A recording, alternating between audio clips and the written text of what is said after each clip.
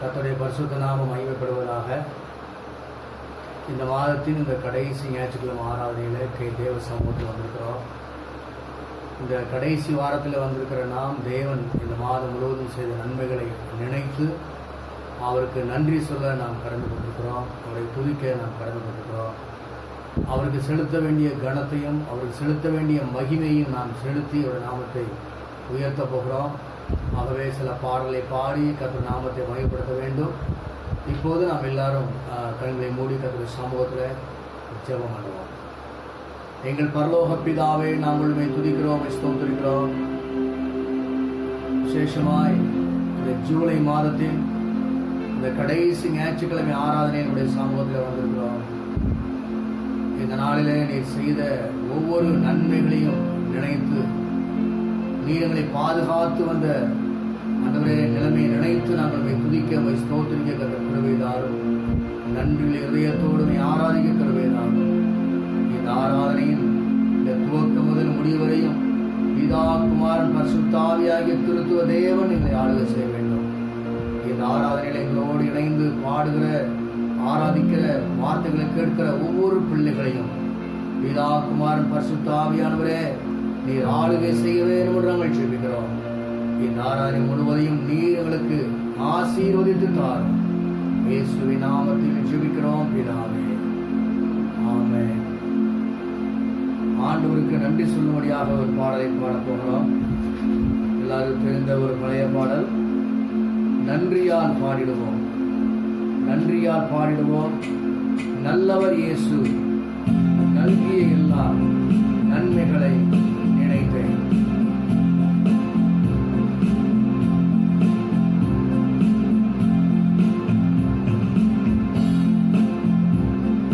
நன்றியால் பாடிடுவோம், நன்றியால் பாடிடுவோம்.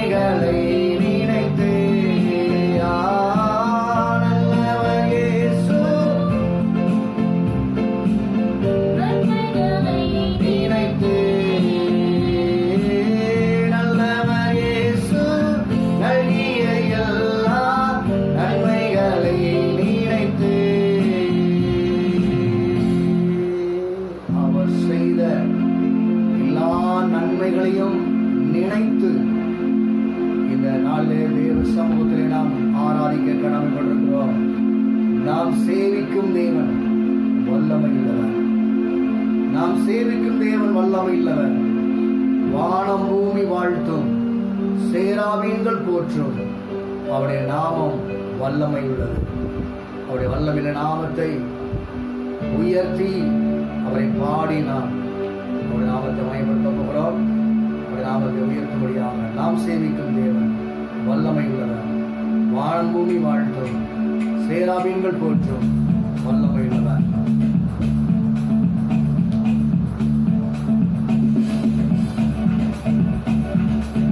நாம் சேவிக்கும் தேவன் வல்லமையுள்ளவர்.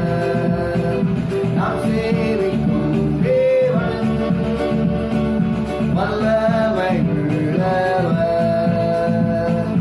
வானம் பூமி வாழ்த்தும், சேராபீன்கள் போற்றும், வல்லமையுள்ளவர். வானம் பூமி வாழ்த்தும், சேராபீன்கள் போற்றும், வல்லமையுள்ளவர். நாம் சேவிக்கும் தேவன் இயேசு கிறிஸ்துவானவர். நாம் சேவிக்கும் தேவன் இயேசு கிறிஸ்துவானவர். வானம் பூமி சேராபீன்கள் போற்றும், வல்லமையுள்ளவர். வானம் பூமி வாழ்த்தும், சேராபீன்கள் போற்றும், வல்லமையுள்ளவர். What a mighty God we serve. What a mighty God we serve. Angels bow before him, heaven and earth adore him. What a mighty God we serve. What a mighty God we serve. What a mighty God we serve. Angels bow before him, heaven and earth adore him. What a mighty God we serve. Jesus is the Lord we serve. Jesus is the Lord we serve. Angels bow before him, heaven and earth adore him. Jesus is the Lord we serve. This is the day, this is the day that the Lord has made, that the Lord has made. We will rejoice, we will rejoice, and be glad in it, and be glad in it. This is the day that the Lord has made. We will rejoice and be glad in it. This is the day, this is the day that the Lord has made. This is the day, this is the day that the Lord has made, that the Lord has made. We will rejoice, we will rejoice and be glad in it, and be glad in it. This is the day that the Lord has made. We will rejoice and be glad in it. This is the day, this is the day that the Lord has made. நாம் சேவிக்கும் தேவன் வல்லமையுள்ளவர். நாம் சேவிக்கும் தேவன் வல்லமையுள்ளவர். வானம் பூமி வாழ்த்தும், சேராபீன்கள் போற்றும், வல்லமையுள்ளவர். வானம் பூமி வாழ்த்தும், சேராபீன்கள் போற்றும், வல்லமையுள்ளவர். நாம் சேவிக்கும் தேவன் இயேசு கிறிஸ்துவானவர். நாம் சேவிக்கும் தேவன் இயேசு கிறிஸ்துவானவர். வானம் பூமி வாழ்த்தும், சேராபீன்கள் போற்றும், வல்லமையுள்ளவர். வானம் பூமி வாழ்த்தும், சேராபீன்கள் போற்றும், வல்லமையுள்ளவர்.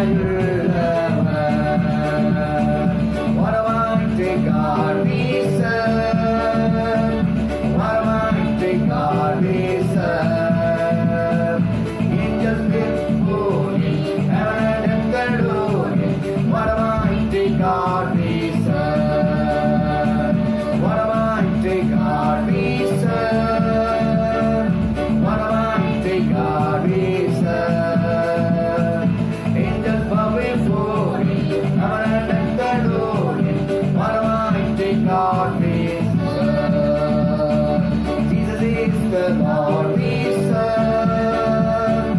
Jesus is the Lord we serve. Angels bow before Him, heaven and earth adore Him. Jesus is the Lord we serve. Jesus is the Lord we serve. Jesus is the Lord we serve. நாம் சேவிக்கிற தெய்வம் அவர் வல்லமை இல்லவர்.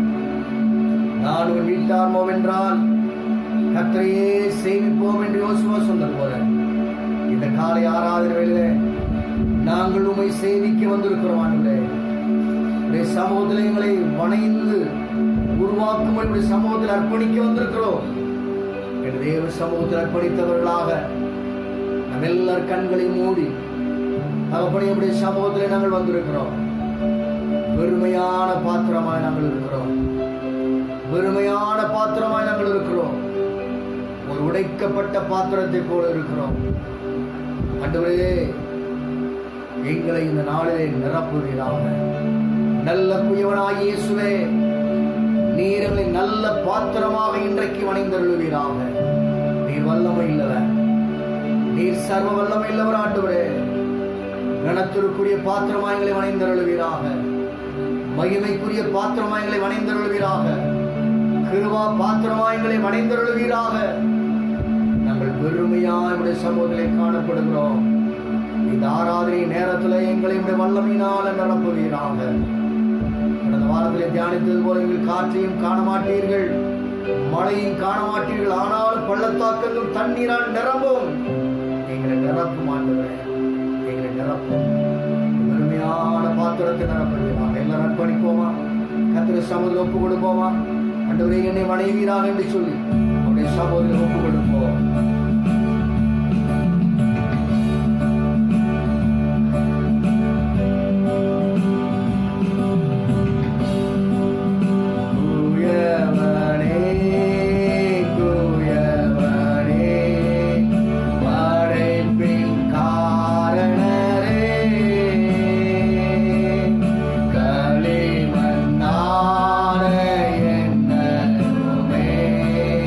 கண்டோ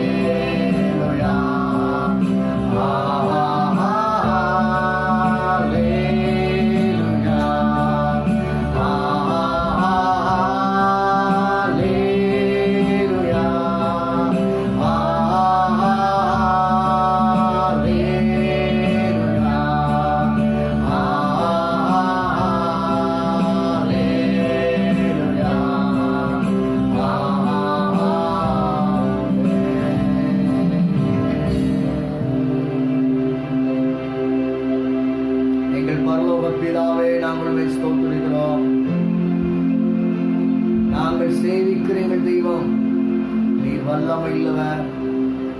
நாங்கள் ஆராதிக்கிற கர்த்தர் எங்களை நல்ல பாத்திரமாக வணைகிறவர். அது மட்டுமல்ல, வெறுமையாயிருக்கிற எங்கள் பாத்திரத்தை தண்ணீரினால் நிரப்புகிறவர். சங்கீதக்காரன் சொல்கிறது போல, என் பாத்திரம் நிரம்பி வழிகிறது என்று சொன்னது போல தகப்பனே, இந்த நாளிலே இந்த ஆராய் இணைந்திருக்கிற ஒவ்வொருவருடைய பாத்திரமாகிய இருதயத்தையும் வல்லமையினால் நிரப்புவீராக, உடைய வார்த்தையினால் நிரப்புவீராக, உடைய வசனத்தினால் நிரப்புவீராக. நாங்கள் நிரப்பப்படட்டும் ஆண்டவரே.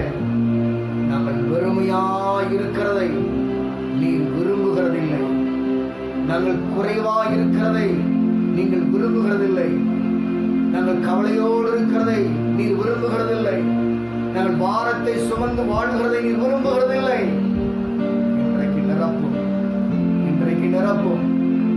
பிரசன்னத்தினால் கர்த்தர் இன்றைக்கு நிரப்புவீராக. நான் மனுஷன் பார்க்கிற விதமாய் நான் பாரேன். மனுஷனோ முகத்தை பார்க்கிறான், கர்த்தரோ உன் இருதயத்தை பார்த்துக் கொண்டிருக்கிறார். கர்த்தர் ஆராதித்துக் கொண்டிருக்கிற வேளையில அவர் உங்களுடைய இருதயத்தை பார்க்கிறவராக இருக்கிறார். உள்ளிந்திரியங்களை ஆராய்ந்தறிகிறவர்.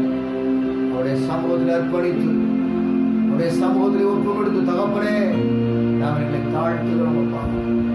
இந்த ஆராதனை வேலைகளுடைய கிருவில பிரசன்னம் எங்களோடு இருப்பதாக. விசேஷமாக இந்த மாதத்தின் கடைசி வாரத்திலே வந்திருக்கிறோம். இந்த மாதம் முழுவதும் எங்களை அற்புதமாய் நடத்தினீர், ஆச்சரியமாய் நடத்தினீர். எங்களை பாதுகாத்தி, எங்கள் தேவைகளை சந்தித்து, எல்லா விக்கனங்களுக்கும் எங்களை விலக்கி காத்தி, எங்கள் கண்ணை கண்ணீருக்கும் எங்கள் கால்களை இடர்களுக்கும் விலக்கி காத்தீராண்டவரே. அதற்காக நாங்கள் ஸ்தோத்திரிக்கிறோம். நன்றி நிறையத்தோடு ஸ்தோத்திரிக்கிறோம். எம்மட்டுமாய் கொஞ்ச நேரமுடைய சமூகத்தில் நாங்கள் பாடி ஆராதிக்க முடியாது கொடுத்த கிருபைக்காய் ஸ்தோத்திரிக்கிறோம்.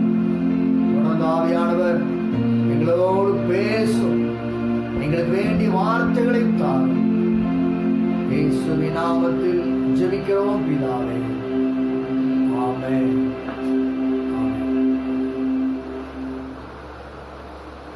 கர்த்தருடைய பரிசுத்த நாமம் மகிமைப்படுவதாக. இந்த நாளிலும் கூட ஆண்டவருடைய சமூகத்தில் அவருக்கு நன்றி சொல்லவும், அவரை பாடவும், அவருடைய நாமத்தை உயர்த்தவும் கர்த்தர் கொடுத்த கிருபைக்காக நான் கர்த்தரை நன்றியோடு ஸ்தோத்திரிக்கிறேன். இப்போதும் நம் வேத வசனத்தை தியானிக்க போகிறோம். இந்த உலகத்திலே நமக்கு பலனாக இருப்பது தேவனுடைய வார்த்தை தான். நம்மை ஊக்குவிப்பது, நம்மை உற்சாகப்படுத்துவது, பலப்படுத்துவது கர்த்தருடைய வார்த்தை தான். ஆகவே கர்த்தருடைய வார்த்தை இன்றைக்கு நாம் தியானிக்க போகிறோம். இன்றைக்கு நான் உங்களோடு பேச இருக்கிற செய்தியின் தலைப்பு கர்த்தருடைய கண்கள். கர்த்தருடைய கண்கள் என்று சொல்லும்போது, கர்த்தருடைய கண்கள் பரிசுத்தம் உள்ளவை. கர்த்தருடைய கண்கள் இரக்கமுள்ள கண்கள். வேதத்தில் வாசிக்கிறது போல, அவர் தீமையை பார்க்க மாட்டாத சுத்த கண்ணர் என்று வேதம் சொல்லுகிறது. ஜாலிக்கிற கண்கள் என்று வேதம் சொல்லுகிறது. அப்படின்னா கர்த்தருடைய கண்களை குறித்து நாம் சில காரியங்களை இன்றைக்கு நாம் தியானிக்க போகிறோம். அதற்கு ஆதாரமாக ஒரு வசனத்தை இப்பொழுது வாசிப்போம். எரேமியாவின் தீர்க்க தரிசன புஸ்தகம் 32ஆம் அதிகாரம் 19வது வசனம். யோசனையிலே பெரியவரும், யோசனையிலே பெரியவரும், செயலிலே வல்லவருமாய் இருக்கிறீர். செயலிலே வல்லவருமாய் இருக்கிறீர். அவனவனுக்கு அவனவனுடைய வழிக்கு தக்கதாகவும், அவனவனுக்கு அவனவனுடைய வழிக்கு தக்கதாகவும், அவனவனுடைய கிரியைகளின் பலனுக்கு தக்கதாகவும், அவனவனுடைய கிரியைகளின் பலனுக்கு தக்கதாகவும் அளிக்கும்படி உம்முடைய கண்கள் மனுபுத்திரருடைய எல்லா வழிகளின் மேலும் நோக்கமாய், மனுபுத்திரருடைய எல்லா வழிகளில் மேலும் நோக்கமாயிருக்கிறது.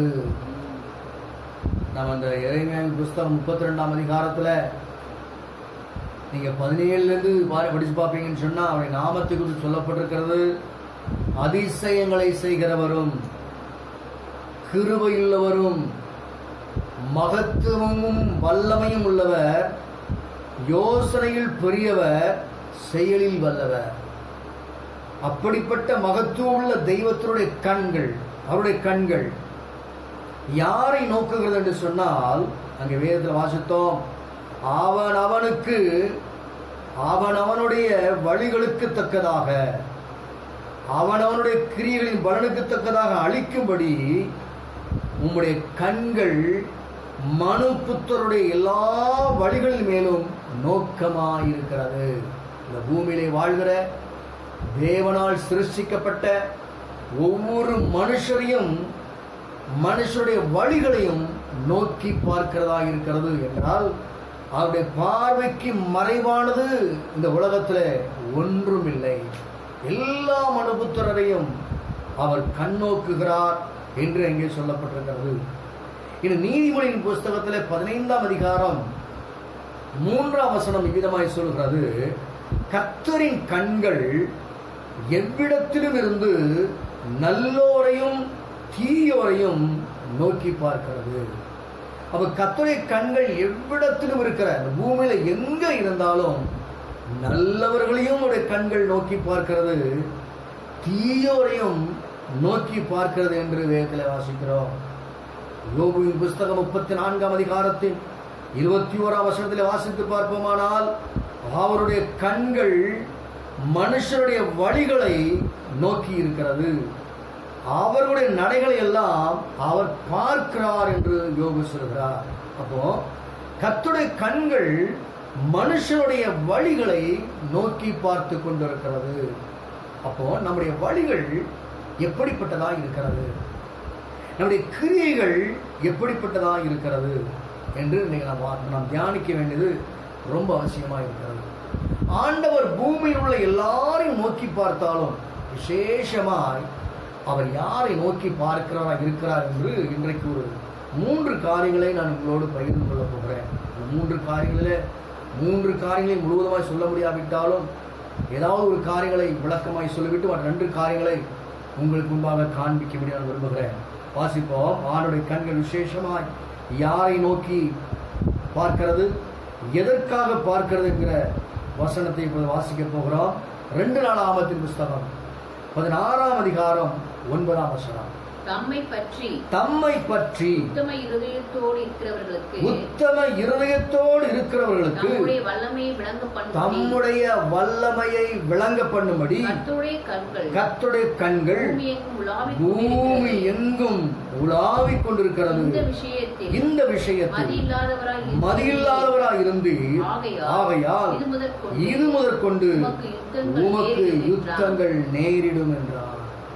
2 நாளாகமத்தின் புஸ்தகம் 14, 15, 16ஆவது அதிகாரங்களை நீங்கள் வீட்டிலே வாசித்து பார்ப்பீர்களானால் ராஜாவாகிய ஆசாவை குறித்து சொல்லப்பட்டிருக்கிறது.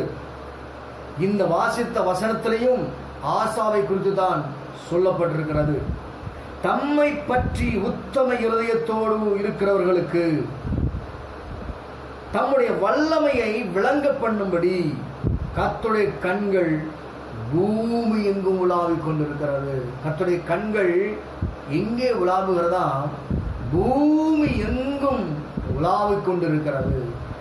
அவருடைய கண்கள் யாரை நோக்குகிறதா? தம்மை பற்றி உத்தம இருதயத்தோடு இருக்கிறவர்கள். ஒன்று, அவருடைய கண்கள் யாரை நோக்கி கொண்டிருக்கிறது, யாரை தேடிக்கொண்டிருக்கிறது என்றால் உத்தம இருதயத்தோடு இருக்கிறவர்களை கர்த்தருடைய கண்கள் நோக்கி பார்க்கிறதா இருக்கிறது. எதற்காக அவருடைய கண்கள் உத்தமனை நோக்கி பார்க்கிறது என்றால், அவர் தம்முடைய வல்லமையை விளங்க செய்வதற்காக, அவர் தம்முடைய கிரியையை விளங்க செய்வதற்காக, அவருடைய வல்லமையை வெளிப்படுத்துவதற்காக ஆண்டவர் அவ்விதமான காரியங்களை செய்கிறதை பார்க்கிறோம். லூக்கான சுவிசேஷத்தில் ஒரு சம்பவத்தை வாசிக்க முடியும்.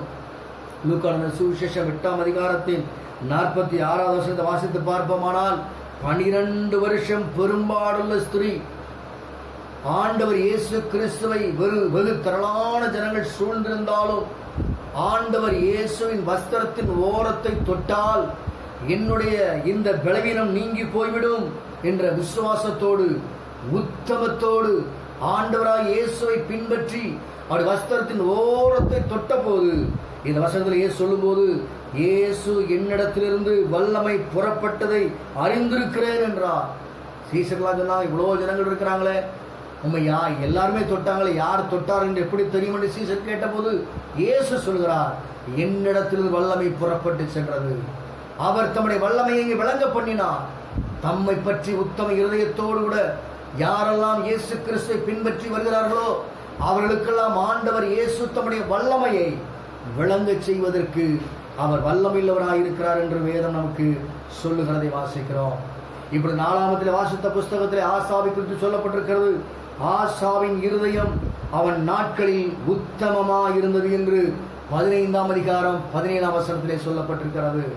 அவன் நாட்களிலே ஆசா எல்லா காரியத்திலையும் அவன் உத்தமனாக இருந்தான் என்று சொல்லப்பட்டிருக்கிறது. ஆனால் முதல் வாசித்த 2 நாளாக 16-19 பின்பு அந்த வசனத்தில் பின்பு சொல்லப்பட்டிருக்கிறது. அவனை குறித்து சொல்லும் போது, இந்த விஷயத்தில் மதியில்லாதவராயிருந்து அவன் உத்தமனாக இருந்தான், அதே சமயத்தில் மதி இல்லாமல் இருந்தான் என்றும் அங்கே சொல்லப்பட்டிருக்கிறது. 14ஆம் அதிகாரத்திலையும் 15ஆம் அதிகாரத்திலையும் அவனை குறித்து வாசிக்கிற போது அவன் உத்தம இருதயம் உள்ளவனாயிருந்தான். ஆனால் 16ஆம் அதிகாரத்தில் வாசித்து பார்க்கிற போது அவன் மதி இல்லாதவனாய் போய்விட்டான் என்று சொல்லப்பட்டிருக்கிறது. அவனுடைய ஆட்சி காலங்கள் மட்டும் 40 வருஷம். 40 வருஷத்திலே முதல் 35 வருடம் தேவனுக்கு முன்பாக உத்தமனாய் காணப்பட்டான். அவன் உத்தமனாய் காணப்பட்டது மாத்திரமல்ல, பின்பு கடைசி 5 ஆண்டுகளிலே அவன் தேவனுக்கு பிரியமில்லாத மதியில்லாத இருதயமாய் அவன் மாறிவிட்டான் என்று சொல்லப்பட்டிருக்கிறது. அருமையான கர்த்தருடைய பிள்ளைகளே, அவன் உத்தமனாய் வாழ்ந்த நாட்களிலே கர்த்தர் தம்முடைய வல்லமையை விளங்க பண்ணினார். ஆனால் உத்தமத்தை விட்டு வழி தவறி அவன் புத்திரனாய் அவன் மாறின போது கர்த்தரால் வாழ்க்கையில வல்லமையான காரியங்களை செய்யும்படி அவருடைய வல்லமையை விளங்க செய்ய முடியாமல் போய்விட்டது. அவருடைய உத்தமத்தை குறித்து வேதத்திலே வாசிப்போமானால் அவன் எப்படிப்பட்டவனாக இருந்தான் என்று அங்கு சொல்லப்பட்டிருக்கிறது. 14ஆம் அதிகாரத்தில் 2ஆம் வசனத்திலே, ஆசா தன் தேவனாகிய கர்த்தரின் பார்வைக்கு நன்மையும் செம்மையுமானதை செய்தான். அவனுடைய உத்தமம் எப்படிப்பட்டதாக இருந்தது என்றால், அவன் தேவனாகிய கர்த்தரின் பார்வைக்கு நன்மையும் செம்மையுமானவனாக இருந்தான். அப்படியானால் அவன் கர்த்தருடைய பார்வையில் உத்தமனாக இருந்த போது கர்த்தர் தம்முடைய வல்லமை வழங்க செய்ய அவர் உண்மையுள்ளவனாக இருந்தார். இரண்டாவது இங்கே எப்படி உத்தமனாக இருந்தான்? 14ஆம் அதிகாரம் 11ஆம் வசனத்திலே, கர்த்தரை மட்டுமே அவன் சார்ந்திருந்தான். கர்த்தரை மட்டுமே அவன் சார்ந்திருந்தான். எத்தியோப்பியர்கள் அவன் விரோதமாக யுத்தம் பண்ண வந்த போது ஆண்டோட சமூகத்தில் அவன் சொல்கிறான், பலன் உள்ளவனுக்காயிலும் பலனற்றவனுக்காயிலும் உதவி செய்கிறது லேசான காரியம். எங்களுக்கு பலன் இல்லை, எங்களால முடியாத ஆண்டவரே, எங்கள் தேவனாகிய கர்த்தாவே, நீர் எங்களுக்கு துணை நில்லும். உம்முடைய துணை இல்லாம இந்த எத்தியோப்பியர்களை எங்களால் ஜெயிக்கவே முடியாது என்று அவன் கர்த்தரை மாத்திரமே சார்ந்திருந்து அவன் தேவனுக்கு முன்பாக உத்தமனாய் காணப்பட்டான். மூன்றாவது 15ஆம் அதிகாரம் 8ஆம் வசனத்தில் வாசித்து பார்ப்போமானால், அவன் பலிபீடத்தை புதுப்பித்தான் என்று சொல்லப்பட்டிருக்கிறது. பலிபீடத்தை புதுப்பித்தான். கர்த்தரின் எச்சரிப்பின் வார்த்தையை கேட்டபோது, ஊழியக்காரன் கர்த்தருடைய எச்சரிப்பின் வார்த்தை சொன்னபோது அவன் பலிபீடத்தை புதுப்பிக்கிறான். எவ்விதமாக எச்சரிக்கப்பட்டான்? அசரியாவின் மூலமாக எச்சரிக்கப்பட்டது, சகல மனுஷரை கேளுங்கள், நீங்கள் கர்த்தரோடு இருந்தால் அவர் உங்களோடு இருப்பார், நீங்கள் அவர் தேடினால் அவர் உங்களுக்கு வெளிப்படுவார், அவரை நீங்கள் விட்டுவிட்டீர்களானால் அவர் உங்களை விட்டுவிடுவார் என்று அவர் எச்சரித்தது மாத்திரமல்ல, இஸ்ரவேலிலே அநேக நாளாய் மெய்யான தேவனும் இல்லை, உபதேசிக்கிற ஆசாரியனும் இல்லை, வேதமும் இல்லை என்று எச்சரிப்பின் வார்த்தையை கேட்டபோது இந்த ஆசா ஊழியக்காரனுடைய சத்தத்தை அப்படியே கேட்டு கீழ்ப்பிடிந்து அவன் பலிபீடத்தை புதுப்பிக்கிறவனாய் காணப்பட்டான்.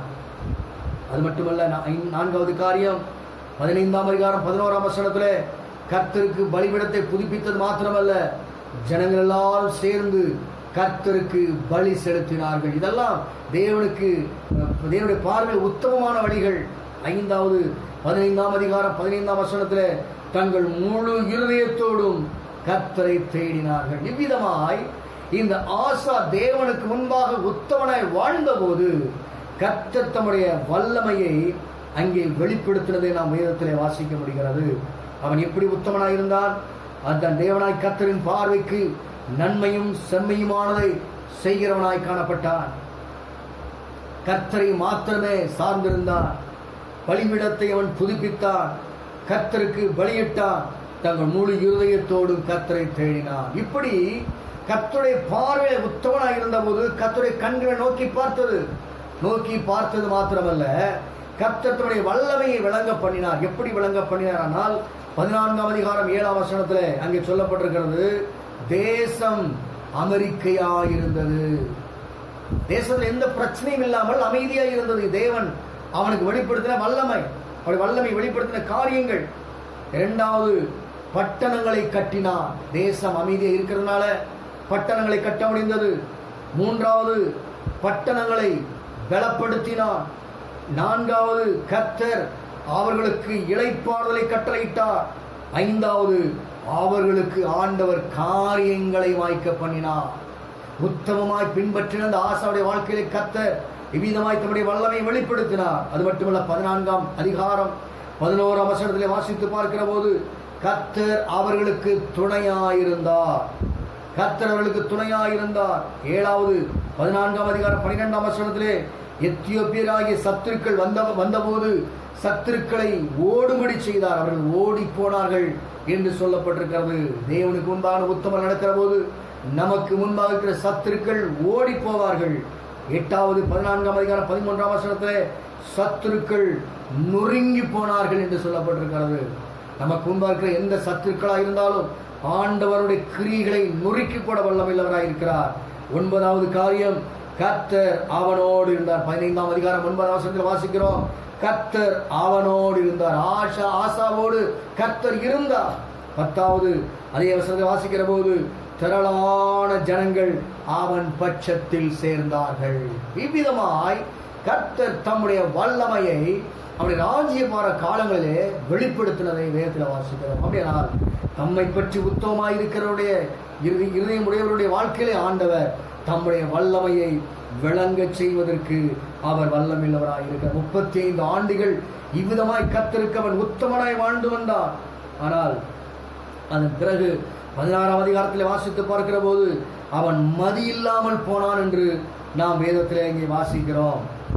இந்த சூழ்நிலையில் தான் அவன் மதி இல்லாமல் போய் தேவனை விட்டு சற்று விலகி போன போதுதான் இந்த இடத்துல ஞானதிஷ்டிக்காரனாகிய அனானியை கர்த்தர் அழைத்து அவனோடு பேசின வார்த்தை தான் இப்பொழுது நம்ம 2 நாளாகமம் 16ஆம் அதிகாரம் 9ஆம் வசனத்தில் வாசித்தோம்.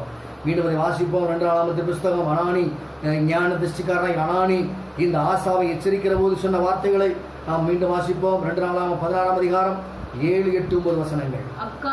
அக்காலத்திலே ஞானதிஷ்டிக்காரனாகிய அனானி யூதாவின் ராஜாவாகிய ஆசாவின் இடத்தில் வந்து அவனை நோக்கி, நீர் உம்முடைய தேவனாகிய கர்த்தரை சார்ந்து கொள்ளாமல் சீரியாவின் ராஜாவை சார்ந்து கொண்டபடியினால் சீரியா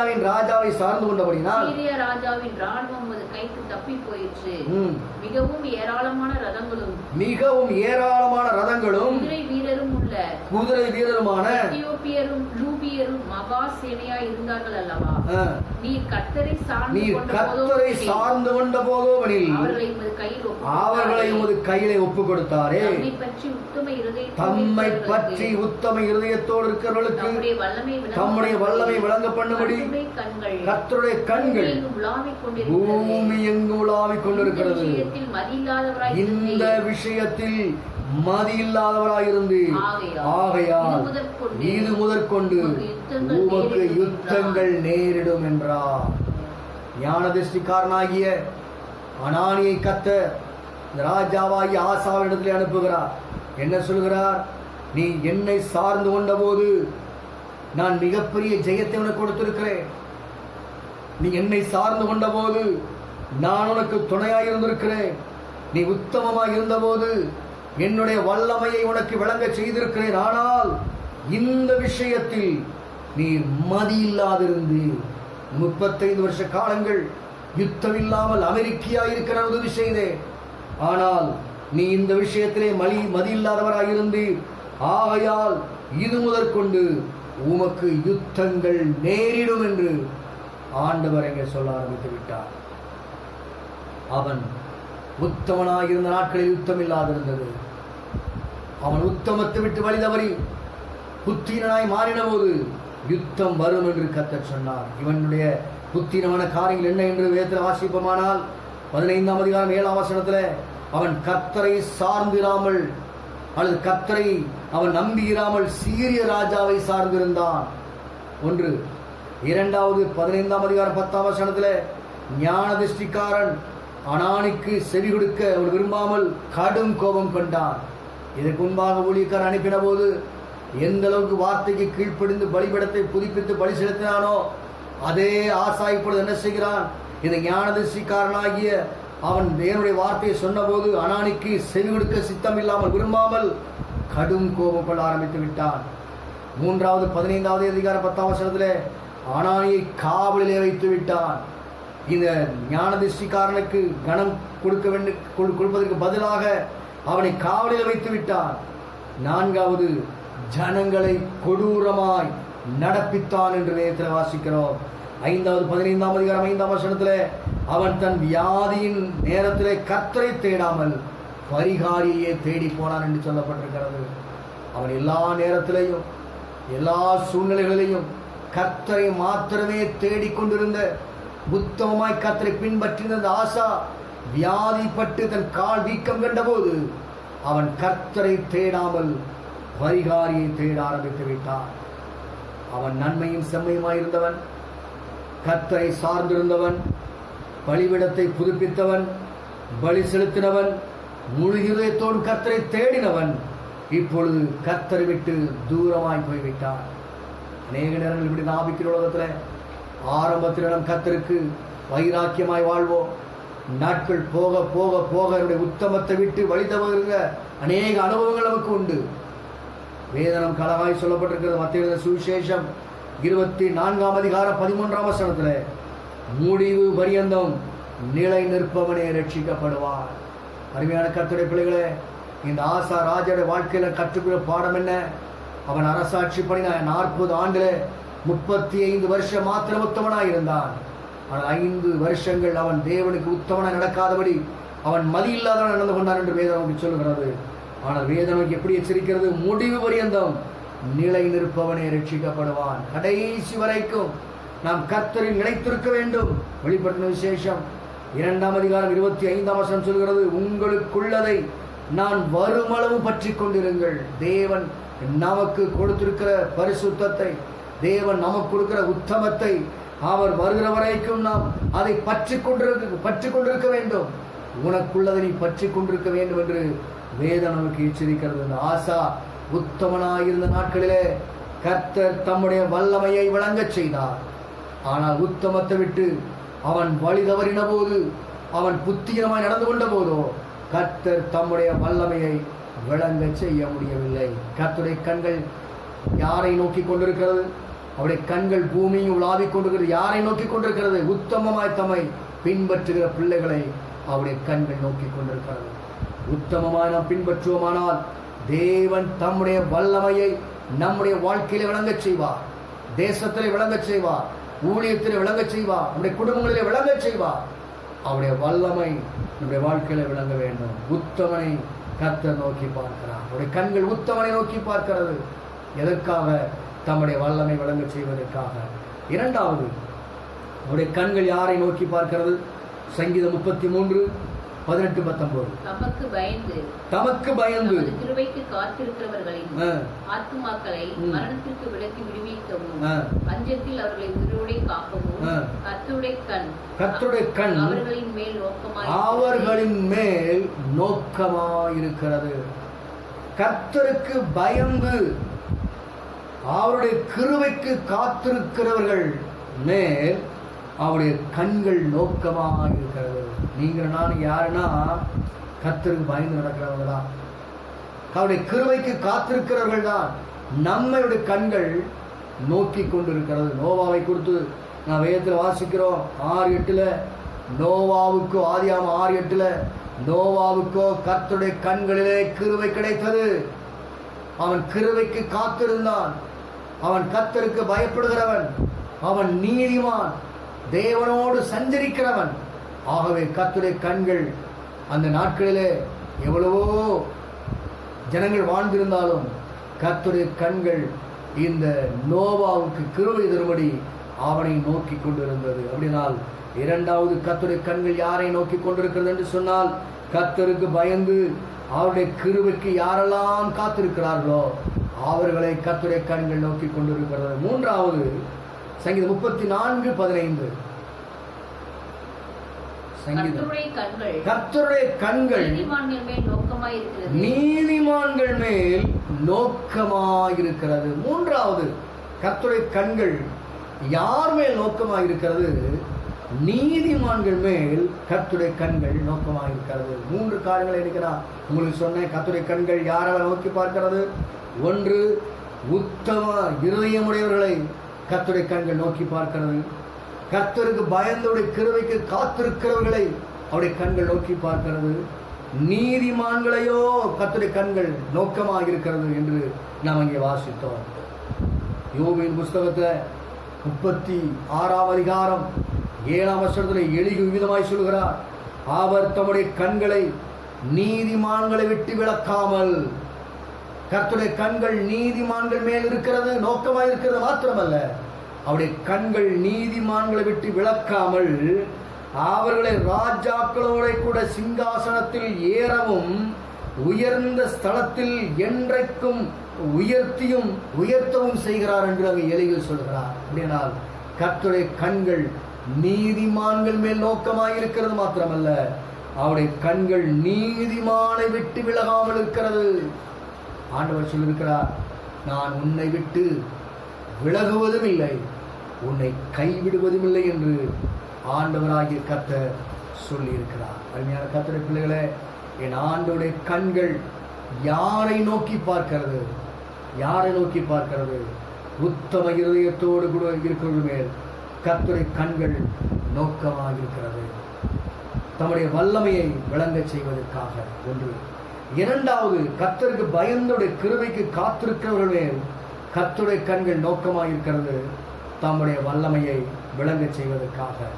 நீதிமான்கள் கர்த்தருடைய கண்கள் நோக்கமாக இருக்கிறது, தம்முடைய வல்லமையை விளங்க செய்வதற்காக. ஆசா உத்தமமாய் வாழ்ந்த 35 வருஷங்கள் கர்த்தர் தம்முடைய வல்லமையை விளங்க பண்ணினார். ஆனால் கடைசி 5 ஆண்டுகள் கர்த்தர் தம்முடைய வல்லமையை அவனுடைய வாழ்க்கையில விளங்க செய்ய முடியவில்லை. காரணம், அவன் உத்தமத்தை விட்டு வழி விலகினான். கர்த்தருடைய பிள்ளைகளே, கர்த்தருடைய கண்கள் பூமி எங்கும் ஊழாவிக் கொண்டிருக்கிறது. நம்ம எல்லாரும் கண்களை மூடி அவருடைய சமூகத்தில் ஜெபம் பண்ணுவோமா? கர்த்தருடைய சமூகத்தில் அவரை நோக்கி நம்ம ஜெபம் பண்ணுவோம். ஆண்டவருடைய கண்கள் நம்மை விசேஷமாய் நோக்கி பார்க்கிறதா இருக்கிறது. ஹல்லேலூயா. தகப்பனே, நாங்கள் ஸ்தோத்திரிக்கிறோம். இந்த நாளிலே நீ கொடுத்த வார்த்தைக்காக நன்றி சொல்கிறோம். ஆண்டவரே தகப்பனே, நன்றியோடு ஸ்தோத்திரிக்கிறோம். நன்றியோடு நாங்கள் ஸ்தோத்திரிக்கிறோம். ஹல்லேலூயா. இந்த ஜெப வேளையிலே கர்த்தருடைய ஆவியானவர் உங்களுக்கு சொல்லுகிற ஒரு வார்த்தையை நான் சொல்லும்படி விரும்புகிறேன். லேவியராகமத்திலே 26ஆம் அதிகாரம் 9ஆம் வசனத்திலே, நான் உங்கள் மேல் கண்ணோக்கமாயிருந்து. இன்றைக்கு இந்த வார்த்தைகளை கேட்டுக்கொண்டிருந்த அருமையான கர்த்தருடைய பிள்ளைகளே, உங்களை பார்த்து கர்த்தர் சொல்கிறார், நான் உங்கள் மேல் கண்ணோக்கமாயிருந்து உங்களை பழுகவும் பெருகவும் பண்ணி உங்களோடு என் உடன்படிக்கையை திடப்படுத்துவேன். அவர் உங்களை கண்ணோக்கி பார்க்கிறவராய் இருக்கிறது மாத்திரமல்ல, அவர் உங்களை பழுகவும் பெருகவும் பண்ணுகிறது மாத்திரமல்ல, உங்களோட அவர் தம்முடைய உடன்படிக்கையை திடப்படுத்த விரும்புகிறார். அவர் தம்முடைய உடன்படிக்கையை திடப்படுத்த விரும்புகிறார். அவருடைய கண்கள் நம்மை நோக்கி பார்க்கிறது. யாத்ராகமம் 2:25 படி தேவன் இஸ்ரவேல் புத்திரரை கண்ணோக்கினார். இஸ்ரவேல் ஜனங்களை கண்ணோக்கினது போல இந்த நாட்களிலே கர்த்தர் உங்களை கண்ணோக்குகிறது மாத்திரமல்ல, தேவன் அவர்களை நினைத்தருளினார். இந்த நாளிலே கர்த்தர் உங்களை பார்த்து சொல்கிறார், நான் உங்களை நினைத்திருக்கிற கர்த்தர். உங்களை கண்ணோக்கி பார்க்கிறது மாத்திரமல்ல, சங்கீதக்காரன் சொல்கிறது போல, நானோ எளிமையும் சிறுமையுமானவன், கர்த்தரோ என் மேல் நினைவாயிருந்தார் என்ற வார்த்தையின்படி இஸ்ரவேல் ஜனங்களை நினைத்து பார்த்தேன். அவர்களுடைய அடிமைத்தனத்திலிருந்து விடுதலை பண்ணினேன். அவர்களை நடத்தினேன், காப்பாற்றினேன். வாக்குத்தத்தத்தின் உடன்படிக்கையை வாழ்க்கையில் நிறைவேற்றினேன். அதே வார்த்தை உங்களை பார்த்து சொல்கிறேன். நான் உங்கள் மேல் கண்ணோக்கமாயிருந்து உங்களை பழுகவும் பெருகவும் பண்ணி உங்களோடு என் உடன்படிக்கையை திடப்படுத்துகிற கர்த்தர். ஹல்லேலூயா, ஹல்லேலூயா. அவருடைய கண்கள் நம்மை கண்டது. அவருடைய கண்கள் நம்மை கண்டது. என்னை கண்டவரை நான் இவ்விடத்திலே கண்டேன் என்று சொல்லி, நீர் என்னை காண்கிறதே என்று சொல்லி அவர் ஆகாரத்தை மேல் வைக்கிறார். அவருடைய ஆண்டவரை காண்கிறவர், அவர் நம்மை காண்கிறவர்.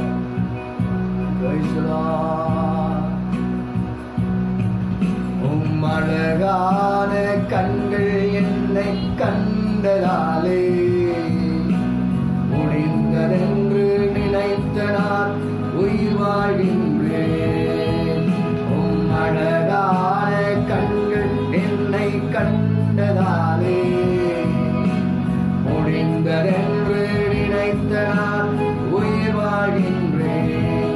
யாரும் அறியாத என்னை நன்றாய் அறிந்து தேடி வந்த நல்ல நேசரே. யாரும் அறியாத என்னை நன்றாய் அறிந்து தேடி வந்த நல்ல நேசரே. அழகான கண்கள் என்னை கண்டதாலே முடிந்ததென்று நினைத்த நான் உயிர் வாழ்கின்றேன். அழகான கண்கள் என்னை கண்டதாலே முடிந்ததென்று நினைத்த நான் உயிர் வாழ்கின்றேன். தூக்கி எறியப்பட்ட என்னை வேண்டுமென்று சொல்லி சேர்த்து கொண்ட நல்ல நேசரே. தூக்கி எறியப்பட்ட என்னை வேண்டுமென்று சொல்லி சேர்த்து கொண்ட நல்ல நேசரே. அழகான கண்கள் என்னை கண்டதாலே முடிந்ததென்று நினைத்த நான் உயிர் வாழ்கின்றேன். அழகான கண்கள் என்னை கண்டதாலே முடிந்ததென்று நினைத்த நான் உயிர் வாழ்கின்றேன். ஒன்றுமில்லாத என்னை உம் காருண்யத்தாலே உயர்த்தி வைத்த நல்ல நேசரே. ஒன்றுமில்லாத என்னை உம் காருண்யத்தாலே உயர்த்தி வைத்த நல்ல நேசரே. அழகான கண்கள் என்னை கண்டதாலே முடிந்ததென்று நினைத்த நான் உயிர் வாழ்கின்றேன். அழகான கண்கள் என்னை கண்டதாலே முடிந்ததென்று நினைத்த நான் உயிர் வாழ்கின்றேன். அவருடைய அழகான கண்கள் நம்மை கண்டதுனால, நம்மை நோக்கி பார்த்ததுனால இன்றைக்கு வரைக்கும் நான் உயிர் வாழ்ந்து கொண்டிருக்கிறேன். யாரும் அறியாத என்னை அவர் தேடி வந்து என்னை ரட்சித்தார். அவருடைய கண்கள் யாரை நோக்குகிறது? உத்தம இருதயத்தோடு கூட இருக்கிறவர்கள் மேல் கர்த்தருடைய கண்கள் நோக்கமாயிருக்கிறது. அவர் தம்முடைய வல்லமையை விளங்கச் செய்வதற்காக கர்த்தருக்கு பயந்தோடு கிருபைக்கு காத்திருக்கிறவர்கள் மேல் அவருடைய கண்கள் நோக்கமாயிருக்கிறது. அவர் தம்முடைய வல்லமையை விளங்கச் செய்வதற்காக நீதிமான்கள் மேல் கர்த்தருடைய கண்கள் நோக்கமாயிருக்கிறது. அவர் தம்முடைய வல்லமையை விளங்கச் செய்வதற்காக. நான் இந்த வார்த்தையை கேட்டார்கள் கர்த்தருடைய பிள்ளைகளே, நம்முடைய வாழ்க்கையிலையும் கர்த்தர் தம்முடைய வல்லமையை விளங்க செய்கிறவராக இருக்கிறார். அவருடைய நாமத்தை மகிமைப்படுத்த அவர் உண்மையுள்ளவராக இருக்கிறார். அவருடைய சமூகத்துல நம்மை ஏற்படுத்தி ஒப்பு கொடுப்போமா? அவருடைய சமூகத்தில் நம்மை தாழ்த்துவோமா? நாங்கள் உத்தமமாய் வாழ்வதற்கு, உமக்கு பயந்து கிருபைக்கு காத்திருப்பதற்கு, நீதிமான்களாய் வாழ்வதற்கு நீர் எங்களுக்கு கிருபை தாரும் ஆண்டவரே. முடிவு பரியந்தம் நாங்கள் நிலைநிற்பதற்கு நீர் எங்களுக்கு கிருபை தாரும். எங்களுக்கு கொஞ்ச பலன் இருந்தாலும் ஆண்டவரே, எங்களுக்கு கொஞ்ச பலன் இருந்தாலும் நாமத்தை நாங்கள் மறுதலியாமல் இருக்கும் போது இதோ திறந்த வாசலை உனக்குள்ளாக வைத்திருக்கேன் என்று சொன்ன ஆண்டவர், எங்களுக்கு கொஞ்ச பலன் இருந்தாலும் எந்த சூழ்நிலைகளிலையும் நாங்கள் உம்மை மறுதலியாதபடிக்கு முடிவு பரியந்தமும் நிலைநிற்கும்படியான கிருபைகளை தாரும். ஆசா 35 வருஷம் மாத்திரம் உத்தமனாய் வாழ்ந்தான். அந்த நாட்களில் நீருடைய வல்லமையை விளங்க செய்தி உத்தமத்தை விட்டு வழி தவறி உம்மை சார்ந்து கொள்வதற்கு பதிலாக ஆண்டவரே பரிகாரிகளை தேடி போனான். ஆனால் வேதம் சொல்கிறது, நானே உங்கள் பரிகாரியாகிய கர்த்தர், எகிப்திற்கு வரக்கூடிய வியாதிகளை ஒன்றை உங்களுக்கு வரப்படும் என்று சொன்னார். வியாதி நேரத்தில் பரிகாரியாகிய கர்த்தரை தேடுவதற்கு பதிலாக வேறு பரிகாரிகளை தேடி போய்விட்டான். எந்த சூழ்நிலைகளிலேயும் என்னுடைய பரிகாரி இயேசுதான். எல்லா பிரச்சனைக்கும் பரிகாரம் செய்கிறவர் என் ஆண்டவர் இயேசுதான் என்று அவரை முழு இருதயத்தோடு, முழு ஆத்மாவோடு, முழு சரீரத்தோடும் அவரை சார்ந்திருப்போமானால் அவர் தம்முடைய வல்லமையை இன்றைக்கு உடைய வாழ்க்கையிலே விளங்க செய்வதற்கு அவர் வல்லமையுள்ளவராக இருக்கிறார். கர்த்தரை கண்கள் பூமி எங்கும் ஆவிக் கொண்டிருக்கிறது. எங்கள் பரலோக பிதாவே, நாங்கள் ஸ்தோத்திரிக்கிறோம். இந்த நாளிலே கேட்ட சத்தியத்தின்படியே நாங்கள் உங்களுக்கு பிரியமான வாழ்க்கை வாழ, முடிவு பரியந்தம் நிலைநிற்க நீர் எங்களுக்கு பலன் தர வேண்டும் என்று உடைய சமூகத்தில் சொல்லிக்கிறோம். இந்த நாளில் விசேஷமாக எங்களுடைய சென்னை பட்டணத்திற்காக ஜெபிக்கிறோம். எங்கள் தமிழ்நாட்டுக்காக நாங்கள் ஜெபிக்கிறோம். எங்கள் இந்திய தேசத்திற்காகவும், இந்திய தேசத்தின் ஒவ்வொரு மாநிலங்களுக்காகவும் ஜெபிக்கிறோம். உலக நாடுகளுக்காக ஜெபிக்கிறோம். தகப்பனே, நாங்கள் ஸ்தோத்திரிக்கிறோம் ஐயா, துதிக்கிறோம். தேசத்தை முழுவதையும் கர்த்தர் ஆவியானவர் ஆளுகை செய்ய வேண்டும். கொரோனா வைரஸிலிருந்து தேசத்தையும் தேசத்தின் ஜனங்களையும் முழுவதுமாக விடுவித்து ஒரு சமாதானமான சூழ்நிலைகளை கர்த்தர் ஏற்படுத்துகிறார். எங்கள் சபைக்காக ஸ்தோத்திரம், சபை விசுவாசிகளுக்காக ஸ்தோத்திரம். சீக்கிரமாய் சபை திறக்கப்பட வேண்டும். உங்களுடையோடு பாடுமை துதித்து ஆராதிக்க வேண்டும். அந்த சூழ்நிலைகளை கர்த்தர்களுக்கு ஏற்படுத்தி தருவீராக. அது மட்டுமல்ல, கொரோனா நாட்களுக்கு பிற்பாடு சபைகளிலே தேசத்திலே மிகப்பெரிய எழுப்புதல் உண்டாகும்படியான கிரியைகளை கர்த்தர் செய்வீராக. வல்லமையில கரத்திலே தாழ்த்தி அர்ப்பணித்து ஒப்புக் கொடுக்கிறோம். இயேசுவின் நாமத்தில் ஜெபிக்கிறோம் பிதாவே, ஆமென். என் ஆத்துமாவே கர்த்தரை ஸ்தோத்திரி, என் முழுவதுமே என்னுடைய பரிசுத்த நாமத்தை ஸ்தோத்திரி. என் ஆத்துமாவே கர்த்தரை ஸ்தோத்திரி, அவர் செய்த சகல உபகாரங்களையும் மறவாதே. ஆமென். நம்முடைய கர்த்தராகிய இயேசு கிறிஸ்துவின் கிருபையும், பிதாவாகிய தேவனுடைய அன்பும், பரிசுத்த ஆவியானவருடைய அந்யோன்ய ஐக்கியமும், பாதுகாவலும், சமாதானமும் நம் அனைவரோடு எப்போதும் இருப்பதாக. ஆமென். துதி கனம் மகிமை எல்லாம் இயேசு ராஜாவுக்கே. துதி கனம் மகிமை எல்லாம் நம் இயேசு ராஜாவுக்கே. துதி கனம் மகிமை எல்லாம் இயேசு ராஜாவுக்கே.